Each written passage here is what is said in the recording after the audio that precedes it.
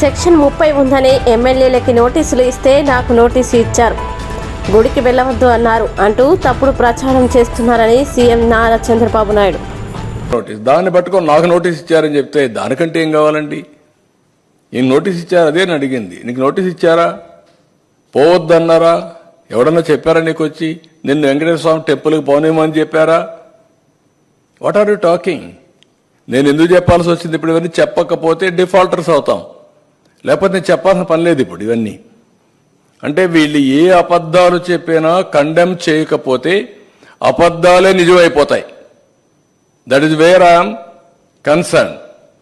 ఒక ముఖ్యమంత్రిగా చెప్తున్నాను, మీరు చేసే తప్పని 100 సార్లు చెప్తున్నాను. పదే పదే ఆ అబద్ధాలనే మళ్ళా తిరిగి వల్లిస్తున్నారు. ఇది మంచి సాంప్రదాయం కాదంటాను. ప్రజలను ఆలోచించమంటున్నాను.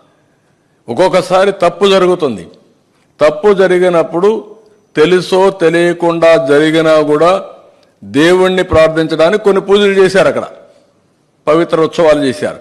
కనీసం నీకు తెలిసి జరిగినా తెలియక జరిగినా, తెలిసి తెలియకుండా జరిగినా నువ్వు కూడా క్షమాపణ కోరచ్చు, విచారణ వ్యక్తం చేయొచ్చు. విచారాన్ని కూడా వ్యక్తం చేయకుండా ఎదురుదాడి చేయడం ఏంటండి? నేను ఎక్కడ చెప్పానండి?